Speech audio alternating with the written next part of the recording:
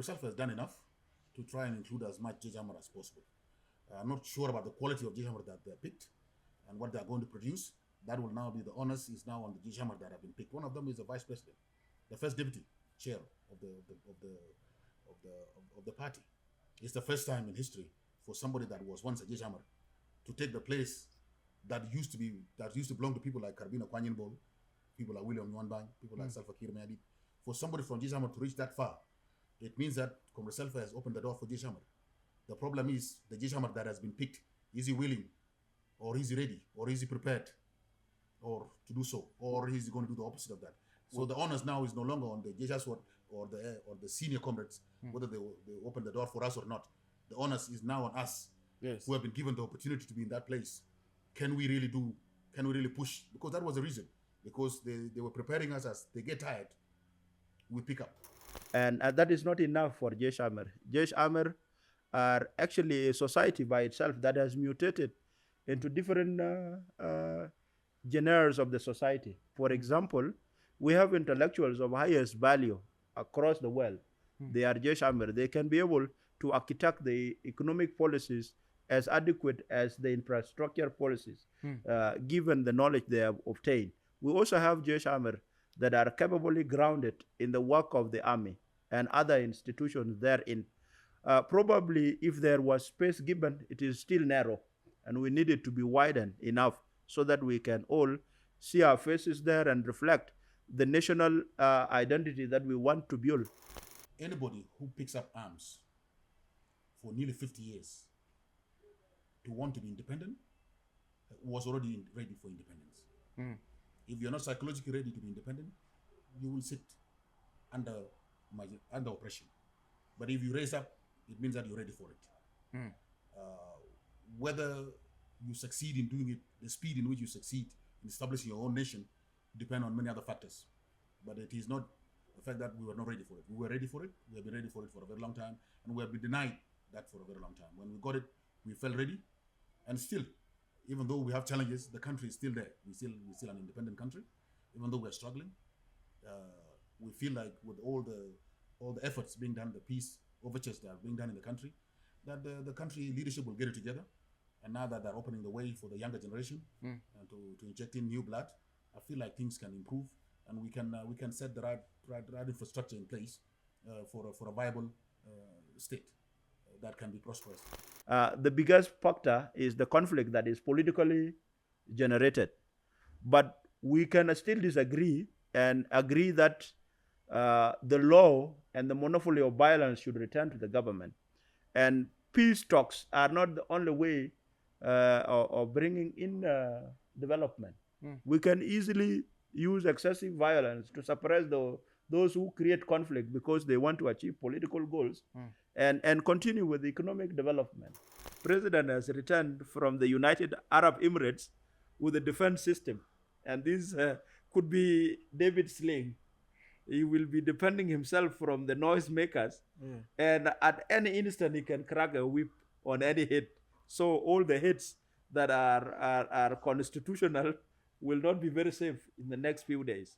And this is the wish of everybody. We need to see changes, because you can alter things until you mess, and then you can also right the things. So we need the current stand to be wavered, to be checked, so that we can be able to see the impact of the presidential decrees in different forms.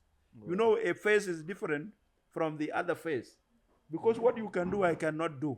And what Agel can do, he cannot do. So when we are given the opportunity to participate in the issues of the country, who knows, the small nail that could be just hammered in to make the country better is lying somewhere.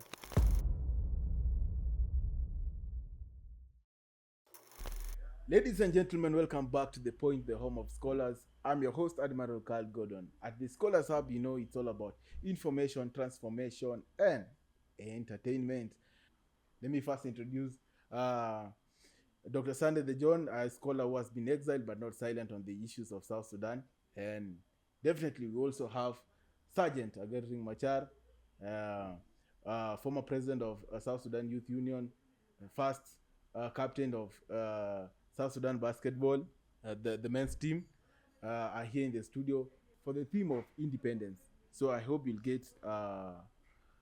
get entertained and also get to enlighten on matters South Sudan. Welcome to the coach. Thank you very much. All right. At the first segment, the norm will not be as usual. So we'll start with instead of deciphering proverbs, we'll proceed by the powerful quotes in regards to our independence. Let me start by the one of Dr. John Garang de Mabior, the first chairman of the SPLM. He said, "People accuse me of killing their sons and taking their crops and cattle for no reason. But let me clarify. I will not reap the rewards of this struggle.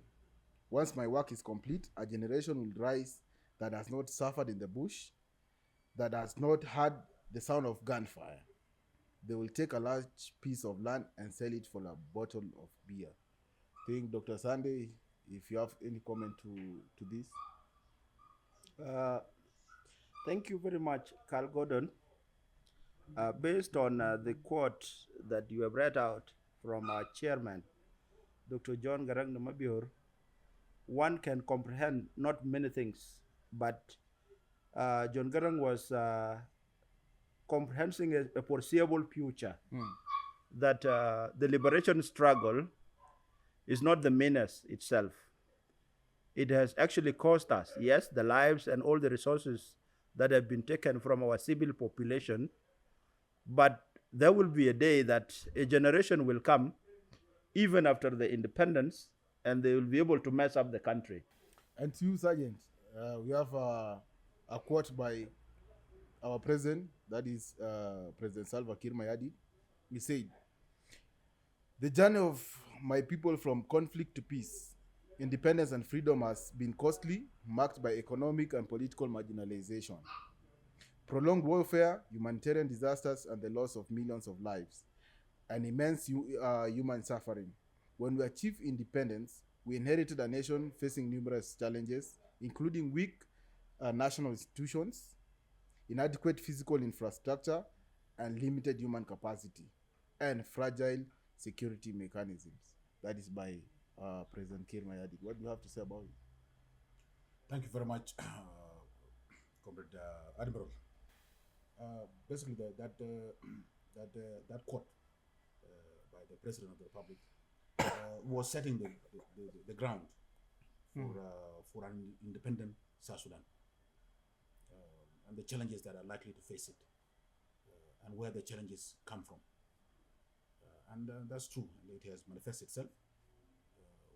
The weak institutions, fragile security situation, the fact that the country is traumatized due to the prolonged conflict, starting from 1955, ended 1972, then started again 1983, 2005, and even after independence, we're still struggling with those legacies of that we have inherited from Sudan. Weak institution, centralized government, lack of democracy, and all those ills that we have inherited from Sudan are still part of South Sudan, because South Sudan may be a new country in 2011, Yes. but before that we're resisting as Sudan, we're resisting as other kingdoms going back thousands of years. We are not new. The country may be new, but we are not new, and we are still struggling as a nation to try and correct some of those inherited structural problems that are making it difficult for us now to lay the correct basis for the nation building and building a prosperous nation. That goal was from inception of the independence. Do you think there's an improvement to it? He was actually giving basically an excuse of what might happen, and indeed it happened. And those are true. Those things that we have inherited from Sudan, they're not easy to let go. Okay. You know, because, for example, there is no infrastructure in place. There are no agricultural schemes in place.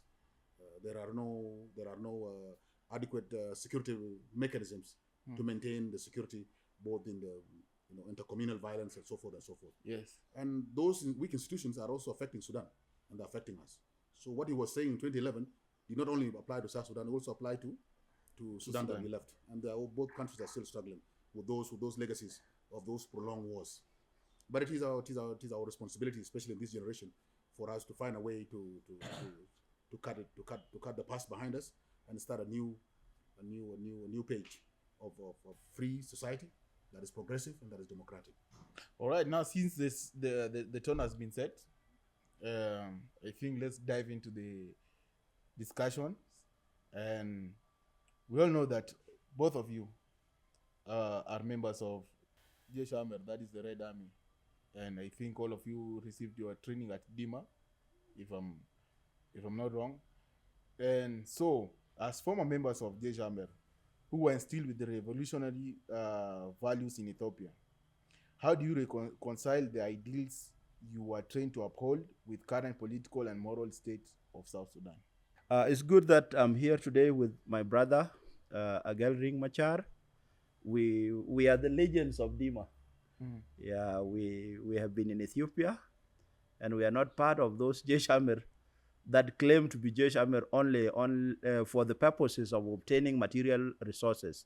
We were there physically and striving for the good of our country.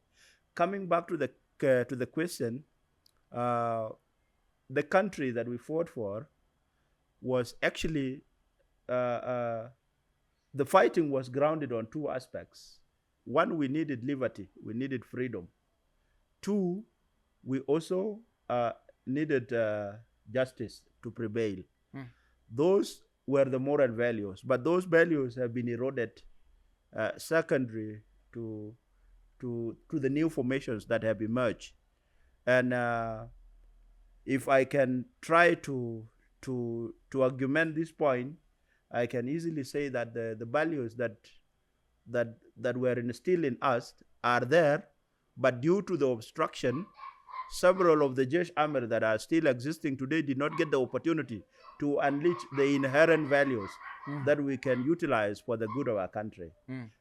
Positively, we still have the country, which is a good thing, but we also need the opportunity so that we can be on the stage to put those values into practice. The way I see it, Yes. we had two missions. One mission is the freedom, which is independent or restructuring of Sudan, be it a free Sudan, a new Sudan, or a free South Sudan. Number two is to build that Sudan or South Sudan as a free, open, progressive, prosperous, democratic country.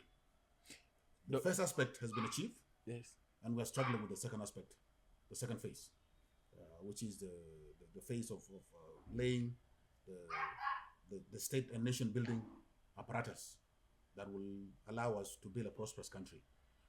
We are struggling with it. The SPLM had its internal contradictions and some divisions that has delayed the process of setting the basis for the nation. But I'm sure people are working on it, and we will continue at it, because that's what we are taught. Guerrilla war, you keep at it until you achieve it. So we have kept at independence, fighting for independence for 21 years until we got it. Now we're going to keep pushing on building a progressive, prosperous country, and we will keep at it until it is achieved. It is achievable. You've all talked of building and contributing, and Dr. Sunday de John, you've mentioned that some of you, the Red Army, you feel like you have not been included in the government in terms of decision making. You feel you've left out and you're not making contributions. Do you feel the same? Personally? Yeah. No. Personally, no. The Congress has done enough to try and include as much Jeshamer as possible. I'm not sure about the quality of Jeshamer that they picked and what they are going to produce. That will now be the onus is now on the Jeshamer that have been picked. One of them is the vice president, the first deputy chair of the party. It's the first time in history for somebody that was once a Jeshamer to take the place that used to belong to people like Karbina Kwanyenbol, people like William Nwanbang, people like Salva Kiir Mayardit. For somebody from Jeshamer to reach that far, it means that Comrade Salva has opened the door for Jeshamer. The problem is the Jeshamer that has been picked, is he willing, or is he ready, or is he prepared, or to do so, or is he going to do the opposite of that?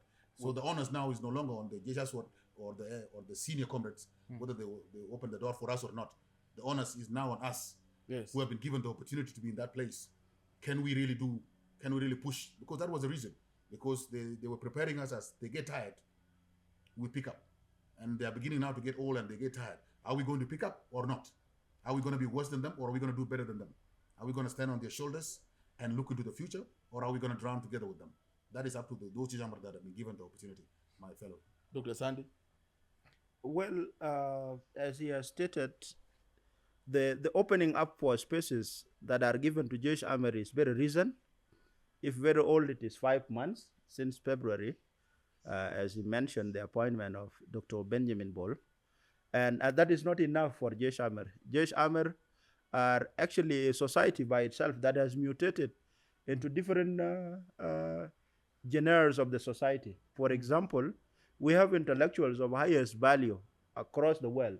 They are Jewish Army. They can be able to architect the economic policies as adequate as the infrastructure policies, given the knowledge they have obtained. We also have Jewish Army that are capably grounded in the work of the army and other institutions therein.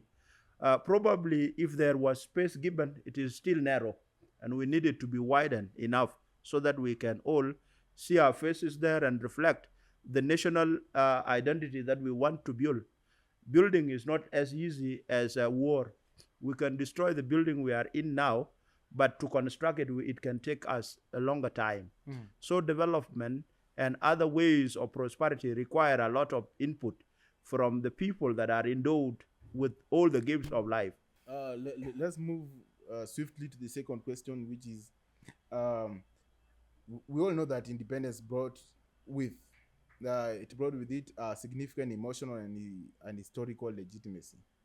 However, was South Sudan technically prepared for self-governance, or did we confuse the liberation with the necessity of building institutions? Anybody who picks up arms for nearly 50 years to want to be independent was already ready for independence. If you're not psychologically ready to be independent, you will sit under oppression. But if you raise up, it means that you're ready for it. Whether you succeed in doing it, the speed in which you succeed in establishing your own nation depend on many other factors. But it is not the fact that we were not ready for it. We were ready for it. We have been ready for it for a very long time, and we have been denied that for a very long time. When we got it, we felt ready, and still, even though we have challenges, the country is still there. We're still an independent country, even though we're struggling. We feel like with all the efforts being done, the peace overtures that are being done in the country, that the country leadership will get it together. And now that they're opening the way for the younger generation and to inject in new blood, I feel like things can improve, and we can set the right infrastructure in place for a viable state that can be prosperous and can be counted among the nations in the country. Dr. Sunday, do you feel that we confused the liberation with the necessity of building the institutions, or were we ready for it? Well, for the quest of liberty, it has been a collective goal by all the South Sudanese and other marginalized Sudanese in our country. Fighting for liberty as a matter of truth was the core message that was conveyed to the world through many forms. However, the readiness aspect is what we can define in our terms. The readiness aspect to build the institution, it requires the preparedness that was supposed to happen, but there were so many other shocks that happened along the way. For example, the demise of the chairman, Dr. John Garang Mabior. Had Dr. John been alive and jointly with President Salpa and others, they could have been able to put their minds together and generate a possibility of institutional capacity that we require today. However, the South was not 100% ready for institutional establishment, because that one is not a working of the liberators themselves. As we have mentioned many other times, they say lightning does not strike twice in one place. So one man cannot succeed multiple times, especially if a process is layered, first phase and the second phase. These people that are today in the country are capable of fighting wars. Even if you open up a war today, you cannot defeat them. But that does not mean They know all the workings of the well, and that is why we have been calling for what we call generational interance, not the exit, as our brother Biar was saying. And this interance would means we can augment our powers. For example, an elder who is a liberator has a lot of history and other capacities that he can give to a young person. But we know very well the technicalities of today, the technological advancement. And so when we work together collaboratively, our country can have the right institution. And the fact that institutions are not existing until 14 years later is an indication that the country was not 100% ready. That is the emphasis I can make on that point. You've talked of generation entrance and so on. Like now, it's 14 years after independence. Your party, that is the SPLM, continues to be the dominant force. However, its transition from a liberation movement to a governing party seems incomplete. What factors contribute to this failure? One of them is the internal contradictions, the divisions within the party, and the sliding into wars, started from 2013, 2 years into independence. And the party has been trying to get it back together. We have signed 2 agreements. We have signed the revitalized assets, and we have also signed the Arusha agreement for unification of the party, so that the party can regroup and refocus on the mission of building a nation. Of course, when you are interrupted with wars, you cannot fight a war while building a nation at the same time. So all the energy, all the resources have been used in trying to quench the fire and try to get the party back together so that people can refocus on the agenda. But the party has a very clear agenda. It had an agenda for independence. It's also had an agenda for nation building. But there's no space for it because of the wars. That's why some of us want us to focus very much our energies on the revitalized artists and the SPLM reunification so that the party can regroup and refocus so that we can pick up with the mission. And there's no other party that can do this. No, isn't it the same failure of your own party? Because those are fragments of the same party, the SPLM. Yeah, do your party own up to it? Yeah, of course. Now that's what it is written in the first page of the Arusha agreement. Yeah. We admit that there are mistakes that have been done, and that the people have lost focus here and there. Yes. And we are coming here to regroup under the Arusha agreement so that we can refocus. We have already admitted that, and our chairman has already apologized to the people of South Sudan for all the collaterals and all the damages that happened as a result of the power struggle within the party.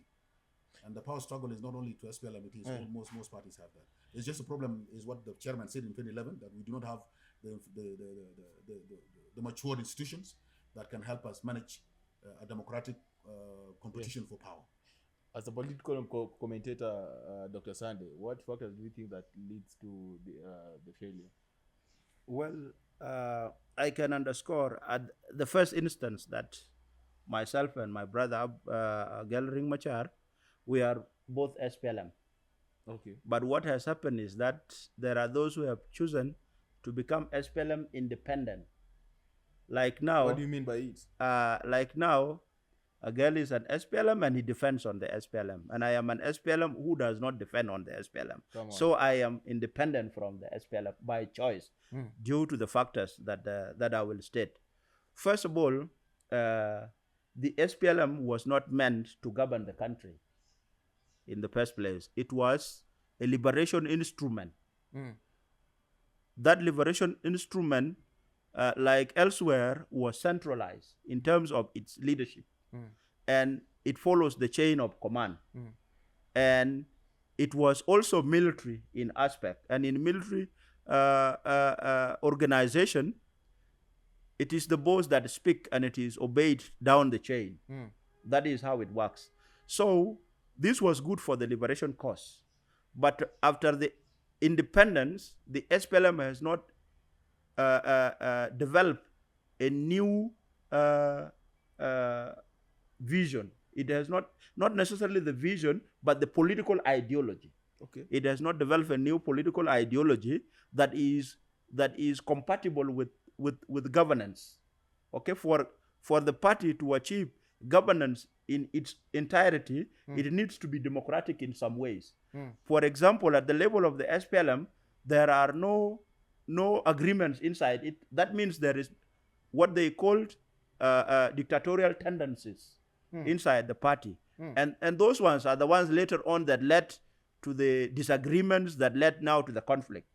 So had SPLM opted to follow a new ideology that was also to be designed in such a way that it takes it away from its ethnic grounding, it could have been successful as a governance tool.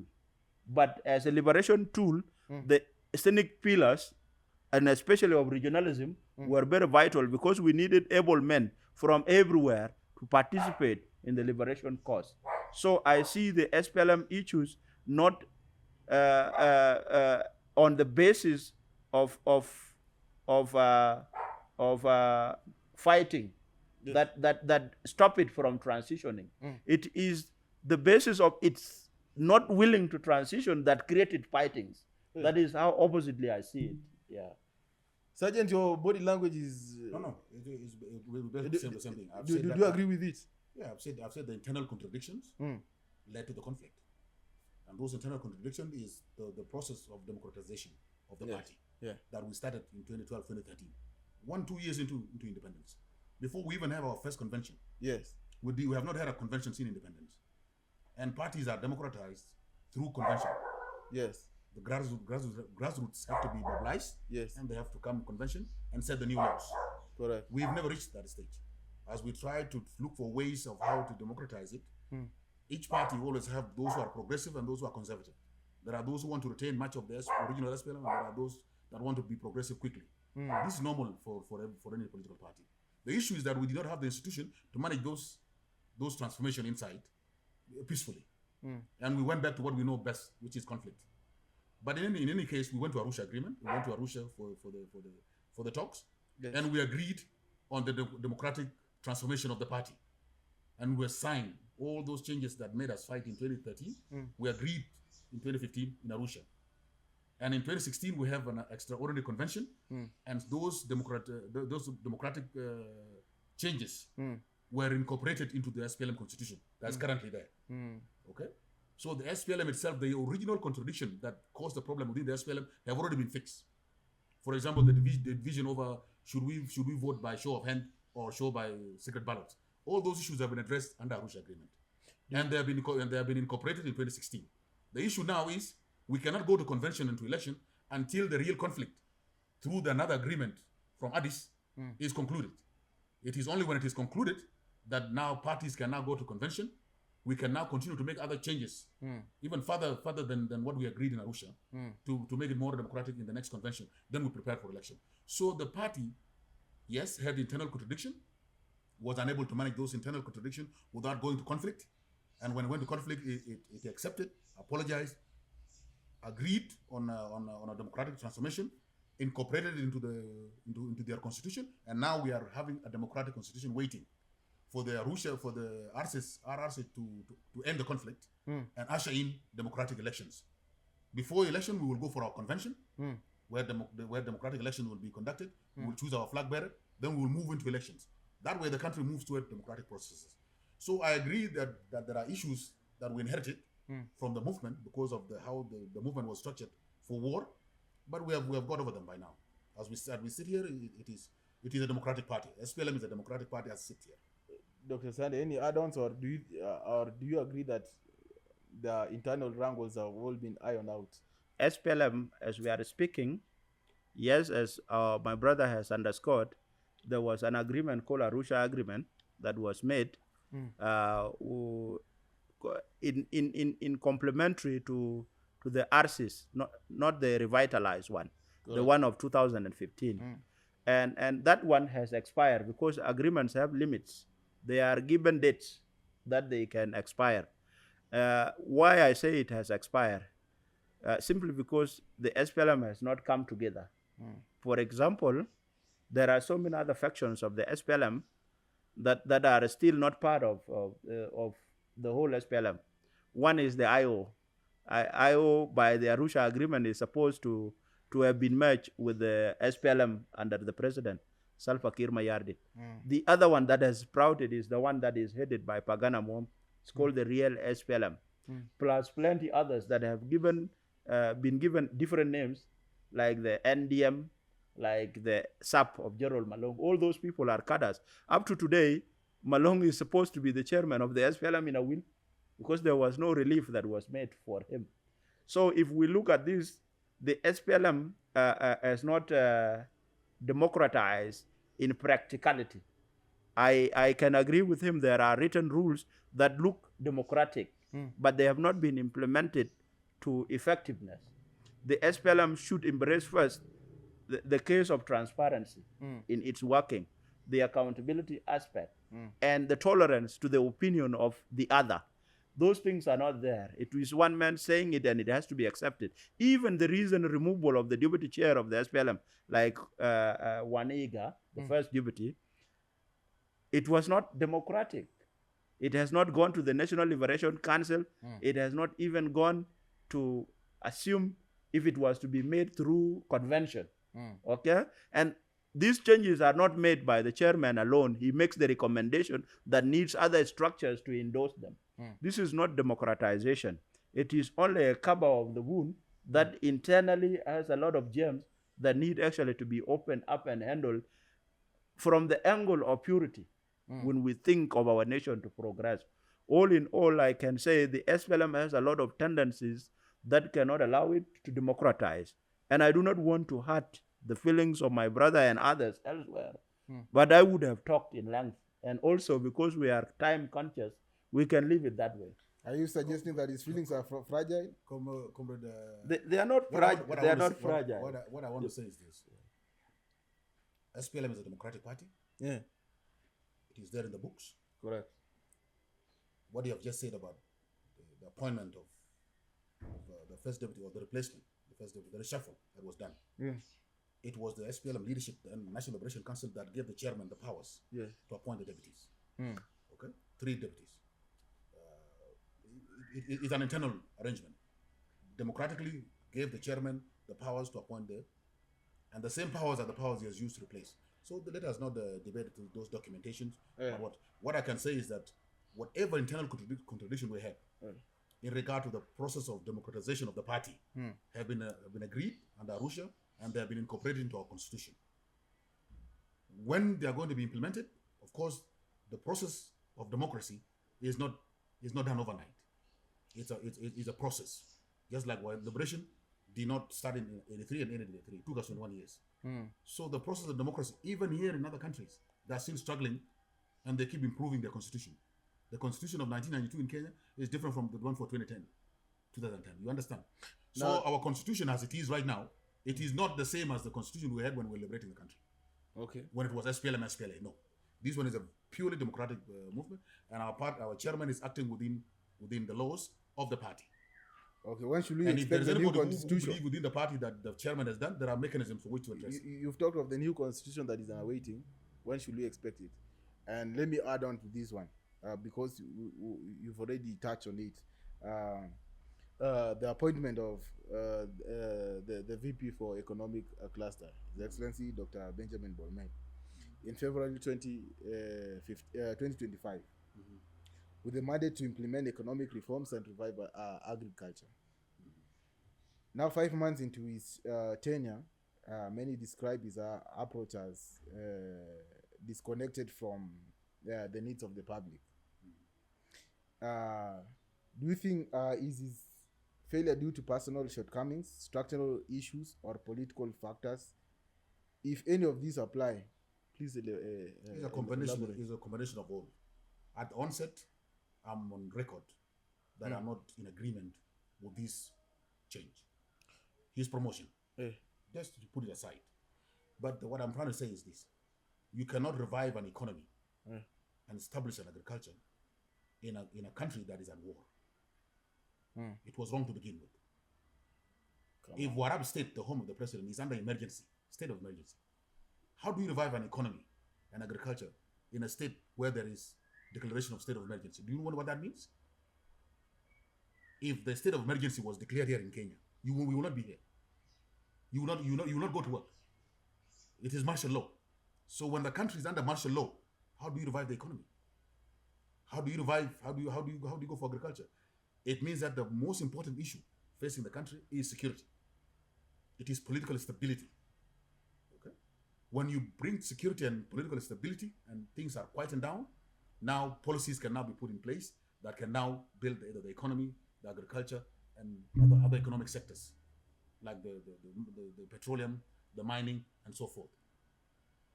Right now you cannot tell an investor to come and take over mining, for example, in Eastern Equatoria, when there are rebel movements there, everywhere, and there is no peace, and the government is struggling to maintain peace.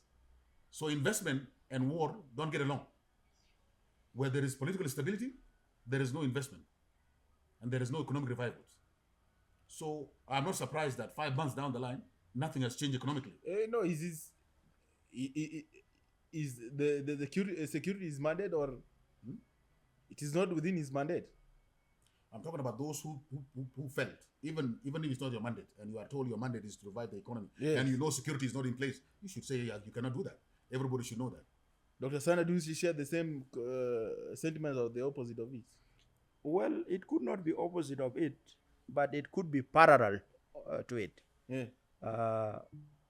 When we talk about the transformation in terms of economic achievements from the meltdown kind of it and the upright kind of it, I would say that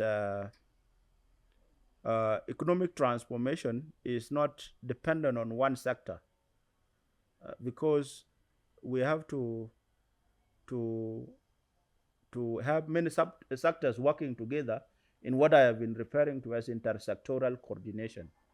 What he has said is very correct. No investor can come when lives are at risk. But the conflict in the Republic of South Sudan are of two types at the level what we call subnational conflicts. One are politically motivated conflicts, and the other ones are luck-generated conflicts. By luck-generated conflicts, I mean things like cattle raiding, intercommunal conflicts that come as a result of scarcity. That is the basis of definition of competition. For example, if we have one bottle of water here and all of us want to drink, we can easily fight over it. Those conflicts cannot impede development. There is a mechanism for handling them. The biggest factor is the conflict that is politically generated. But we can still disagree and agree that the law and the monopoly of violence should return to the government. And peace talks are not the only way of bringing in development. We can easily use excessive violence to suppress those who create conflict because they want to achieve political goals and continue with economic development. Another aspect that I can go to is that the country itself is grounded on a lot of corrupt practices, and those ones can impede the economic growth. If that vice president was having strong muscles, real power, and jointly with the president, they could have implemented the car watch. There is a theory called car watch in Brazil, where the government has opted to recall all the money looted by the cadres that were governing the country back to the economy. And it actually revived the economy of Brazil without even selling the minerals from that aspect. How practical can it be in our country? Well, everything can be practical if those who are practicing it take the law on it. Anything grounded on law can succeed, because the law will permit all the machinery to pursue any individual that has eaten the resources of the country. When we talk of poverty in South Sudan, it is organically made by our people. We have enough resources, but they have gone to the pockets of few, as we have mentioned off records in other settings before. These are the things that have melted down our economy, and they cannot be revived overnight. Even if the vice president, given the current structure, is given 10 years to reform the economy, the change will be very minimal. The impact will be very minimal. They have developed a new theory that they were going to tax people door to door. What are you taxing from these people? They're supposed to work so that they gain and then you tax them. These are people dying in their houses. You go door to door taxing them. That is not how you get finances. You will still get very little, and it cannot run the country. All in all, what my brother Agel said was not bad. It was right also, because if war continues, still much economic goals cannot be achieved, because war is also a factor in deciding how to allocate the resources. The resources now go for bombardments. The other resources go for personal needs, and then the development and all the other aspects remain at nil. So I see there are interplays of theories that are happening together at the same time. Sergeant, are we still far from achieving our economic goals? My position is not going to change. We are not going to achieve our economic goals until we achieve our security and political goals. All right. Political stability, security stability, then we go for economics. All right. And I agree with him. How you achieve security, it doesn't have to be peace talks. Okay. Okay. If you want to crush everybody, yes. Okay, there's a rebellion and kill everybody and bring stability, fine, do it. Sudan tried that. Sudan tried that from 1955. They gave up in 2005. Okay, they tried it for almost 50 years. We are going to crush it. This general will come and do a coup and say this so and so is soft. I'm the one who will do it. They crash. It doesn't happen. For example,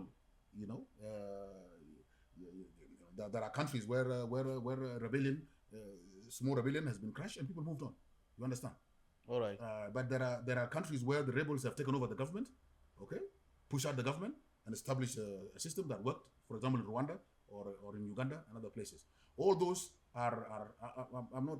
It is not my job to choose which one, but we must first address the security and political situation in the country. Whichever way you want to address it first before you jump to economics. Talking about political situation in the country, there's speculation of succession politics in South Sudan, which still remains unclear. It has been heavily personalized and resistant to generational renewal. What factors have contributed to the failure to establish a credible and merit-based system for leadership transition? Well, when we talk of succession politics, I hear it a lot, that it is happening in our country. But when I look at it keenly, it is all based on rumors. Because the president that is sitting now has not come out and declare to the public that I am being succeeded. I need somebody to take over. President Salva has not made that. Up to now, we have no any message from his office by a third party or himself directly. So that is why I think of this succession talk as a rumor generated by rumor mongers, maybe to pass time. However, if we look at it from the grounding of what happened, last year there were a lot of rallies under the SPLM banner that were meant to endorse President Salva. Can a person that is being succeeded be a flag bearer? We have known WOW conference. There were others that were made. I don't know, one happened in Equatoria, and there was one that was supposed to happen in Unity State and other places, all meant to endorse the chairman, President Salva, for the contest in the elections that were meant to happen, but later on they were postponed due to unfulfilled chapters of the agreement in terms of implementation. Keeping that in mind, the succession politics is personalized. There are few people who think they are succeeding the president, but that is wishful, according to what we see on the ground. Again, it is also grounded on ill motives. Some people say the president is weak, he is sick. That is exactly what I have read in the Dictator's Handbook. They are trying to insult his conscience or conscience to say, so that they can maybe harm him in some ways. But all in all, President Salva is strong enough to continue leading the country for a number of reasons. One, we have not come out of the transition. And if we have not come out of a transition, handing power over to anybody that has not been elected by the public is actually another way of calling for chaos. I see it as chaotic, and we don't want the country to go that direction. We need a transition where elections are the basis. And if Salva was to be succeeded, it has to be during the election time if he has agreed to lay down his tools based on the democratic processes inside the SPLM, and then the new flag bearer may emerge there and now can compete with others from the other part of the country. These people who are talking about succession politics are actually not wishing well for South Sudan, because Salpa, even with weaknesses that we have talked about many times again and again, is a symbol of our national unity as we are speaking now. And should you allow the country to be in the hands of anybody now, you will see people will run in different directions because more chaos will come.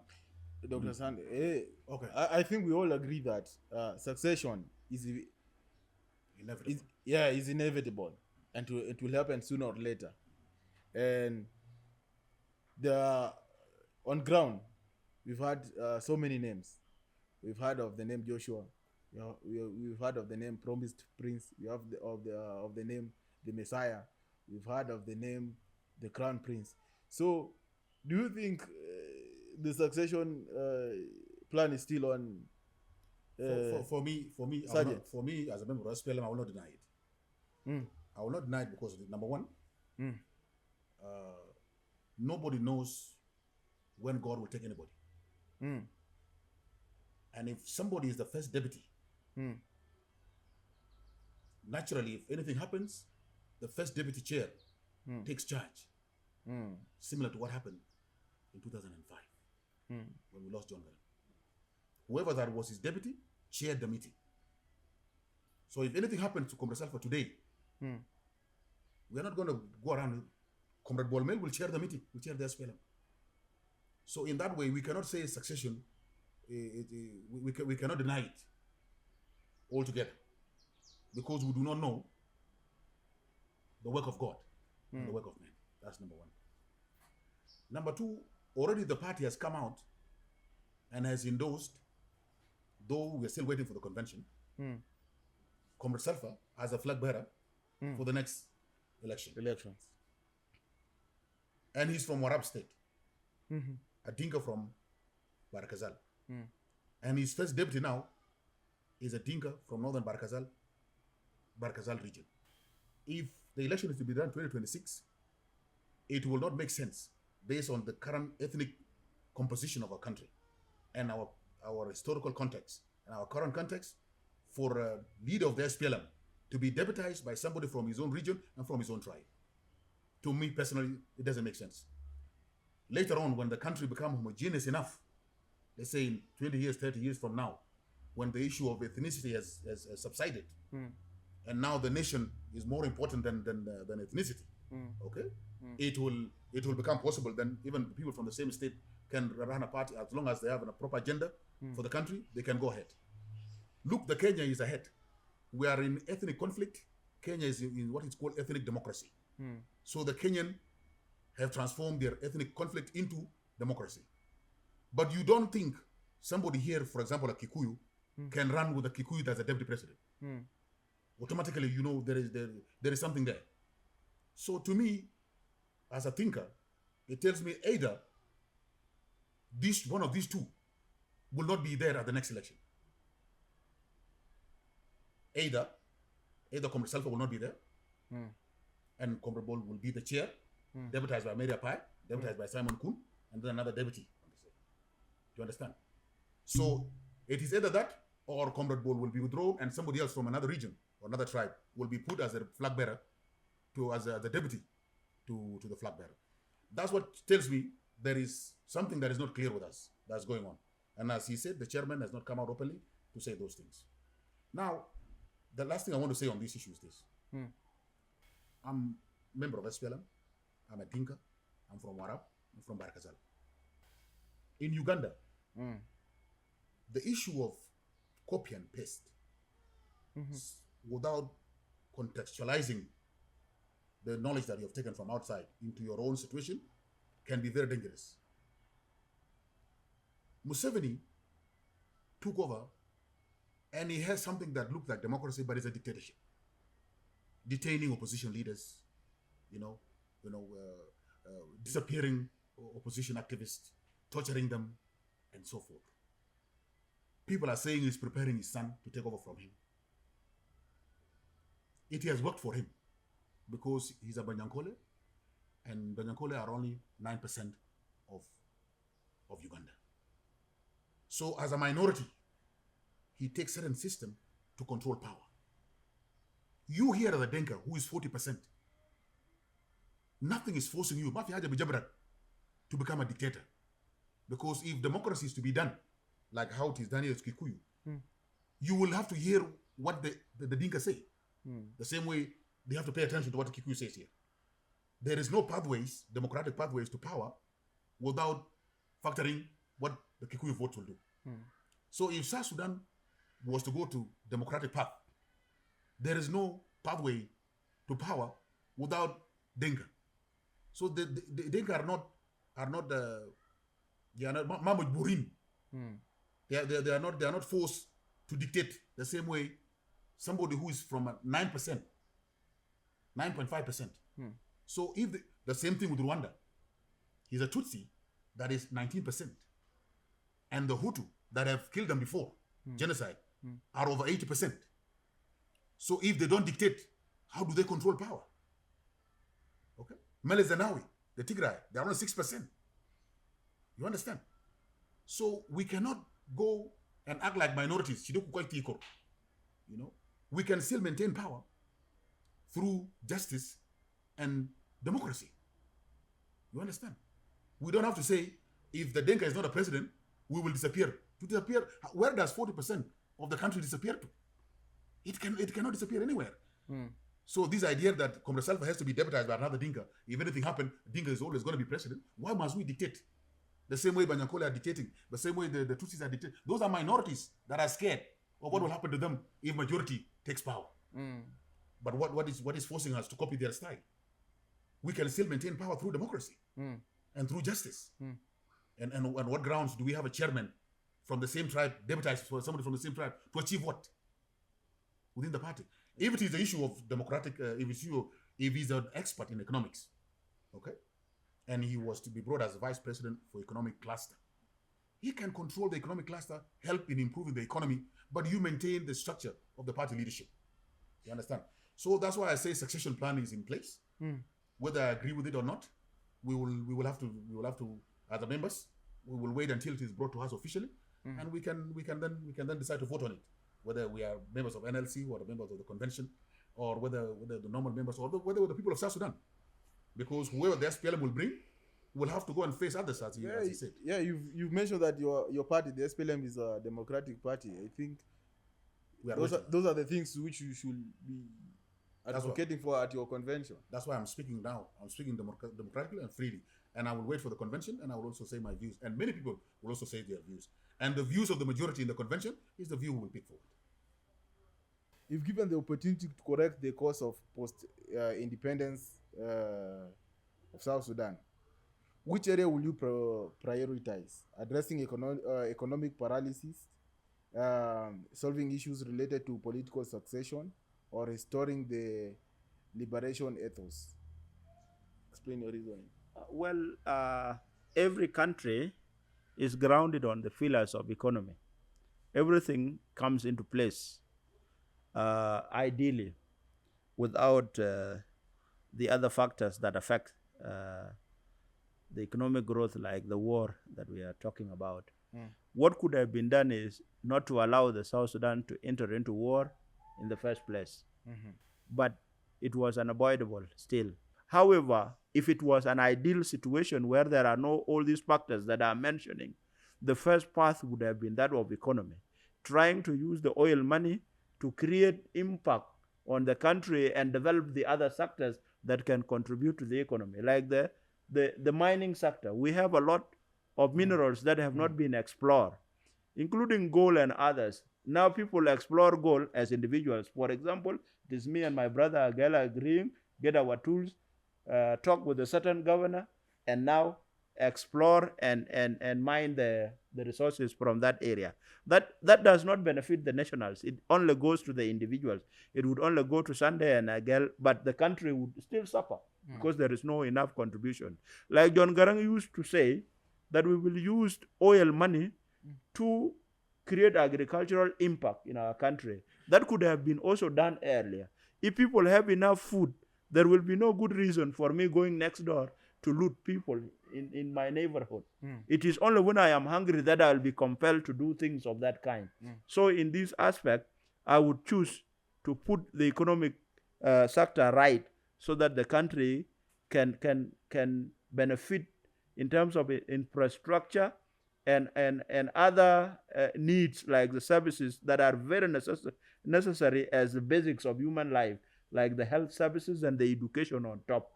Also, our problems are compounded by lack of education because it is the illiterates that are easily swayed and taken into war. Let me cut you short.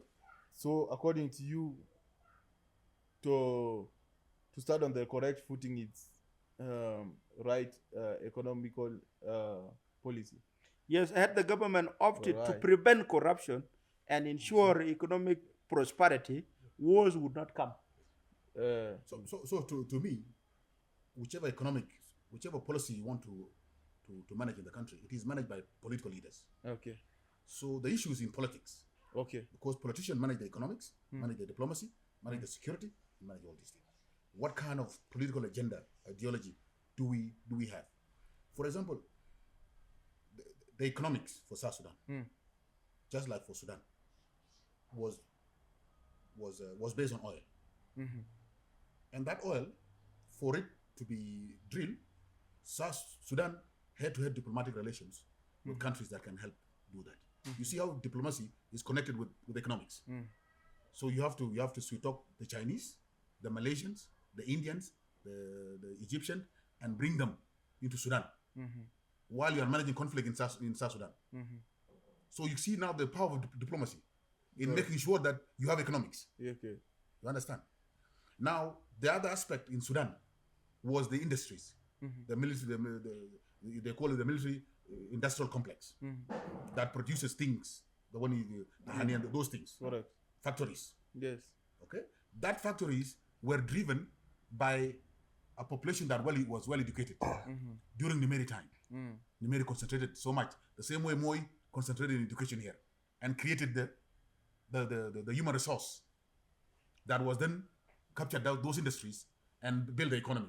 Now you understand the services, how you need to concentrate on health and education connected to the economics. You understand? So for example, in South Sudan, do we have the diplomatic connection? Can the vice president for economic cluster fly to China, to Russia, to United States, and lobby these people to come and concentrate, for example, in the mining that he was saying? Instead of two of us mining, and you bring in a major company that can then partner with the people of South Sudan to mine. Can he do that? So you see how complex the whole situation is. In summary, for us to have landed on the correct footing, first is let's correct our politics. The right political framework. That's right. Followed by industrialization. Yes, by concentrating on things that bring in this, right, like services. You know, if you go now to our budget, and you ask yourself what percentage goes to healthcare and what percentage goes to education, for example. Okay. They're not even meeting the standards that are set by international organizations like the AU or the UN Charter. There are these percentage that have been agreed. You know, I think there was 14% minimum for health. All right. And if you look at it now, it is 3%. Correct. And there's a percentage, maybe the national budget is supposed to be, let's say 19% for education, for you to be able to reach the Millennium Development Goals in your country. Yes. In South Sudan, it is 3%. Yes, you see, yeah. so we are not meeting what is needed for us to be able to be economically viable in the future. It is that small economy, okay, those small income that is coming from the infrastructure that we inherited from Sudan, that we are waiting on, and we are not even managing them properly, because we are now putting it in the hands of those people who have got used to looting. They are now the one managing it. So even that small money is not even going to be invested in a way that can expand the economy. And that's why right now, people are talking about salaries that you cannot access. You go to your account, you see it, and there is no cash for it. How is it a salary if you cannot buy milk for your child? Do you understand? That's why now people in Juba, if you visit Juba, you can see in other states, the economic situation has become more difficult and more difficult because we are not doing what it takes politically so that we can have good diplomatic relations, so that we can have good security situation in the country, so that we can have a good framework in the country, which we can have good services that can then produce a productive society that can then become more productive, and then we can now tax instead of what the Sundays were saying, going door to door to go and tax somebody that is impoverished. As John Garang once said, a government of impoverished people is an impoverished government. So if we do not invest in their education, empowering them, securing them, allowing them to be more productive, there is nothing we are going to squeeze out of them. We are going to remain a poor government that is unable to function effectively. So we need a good human, a well-invested human resource. All right. Now, we cannot conclude the point without visiting some current affairs. What do you think of, what is your comment on the recent appointments? You know them. Recent appointments are solely presidential. Okay. And as a political commentator, there are no public consultations that happen usually. But when I look at it from the angle of politics, it is the president that has made reflection.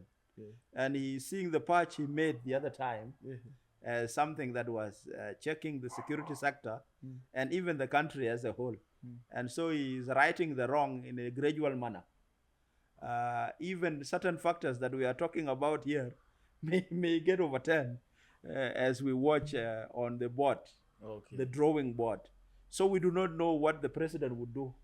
And I was saying yesterday, sharing ideas with some of my friends, that president has returned from the United Arab Emirates with a defense system. And this could be David Sling. He will be defending himself from the noisemakers. And at any instant, he can crack a whip on any hit. So all the hits that are constitutional will not be very safe in the next few days. And this is the wish of everybody. We need to see changes because you can alter things until you mess. And then you can also right the things.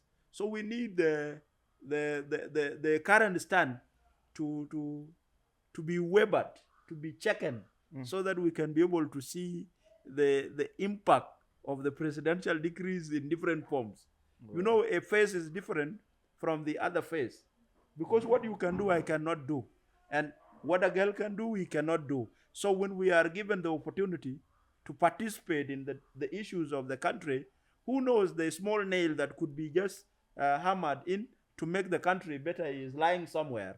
So there was a patch which was not very good, rapid changes in the security sector basically, including now the outburst of shooting in homes of individuals, which was not a good thing for the country. It could even scare the investors that are thinking, not the ones that have come, because there are none already. So in this manner, President Salpa is making right decisions, and we encourage those that are close to him to tell him to make more changes, because the current stagnation needs alteration. Thank you. All right, Sergeant. For me, firstly, I would like to thank General Polnang, going CDF. He has done. He came at a very challenging time, and he's done a fantastic job. He's an intellectual, a hardened combatant. He's also an intellectual, and he did very well to try and reform the system in that place. So we need to thank him for his services. Having said that, the Commander-in-Chief has the sole prerogative of appointing the Chief of Defense Forces. Those have nothing to do with us in the SPLM. These are not democratic. We cannot question the appointment in the military. We question the one in the party because they will be brought to us in the NLC and the convention and so forth. We have a say because it's a democratic party. But when it comes to armed forces, it is the sole prerogative of the CNC.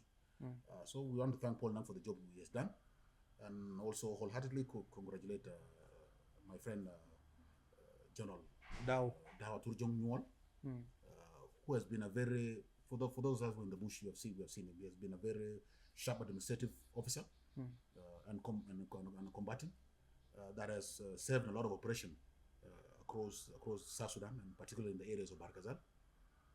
And he has developed into he's ready for the job.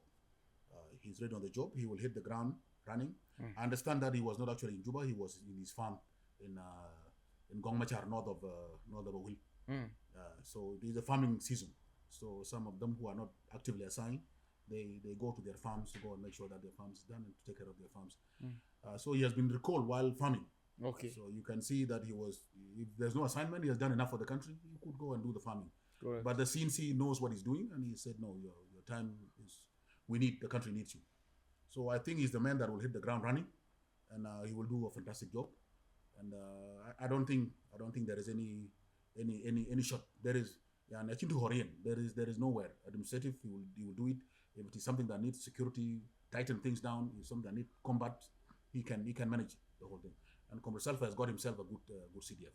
All right. And I congratulate them both for that. That is their prerogative, and all we can do is pray for them, so that the God can descend on them and make the right choices for the people of South Sudan. I've been your host, Admiral Carl Gordon, and I hope our guests tonight have done an amazing job. And better days are coming. Better days are coming.